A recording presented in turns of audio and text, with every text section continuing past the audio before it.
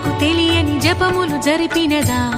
మురళీ సఖీ వెనుకటి బ్రతుకున చేసిన పుణ్యమిదా తనువును నిలువున తొలిచిన గాయములే తన జన్మకి తరగని వరముల సిరులని తలచినదా కృష్ణాని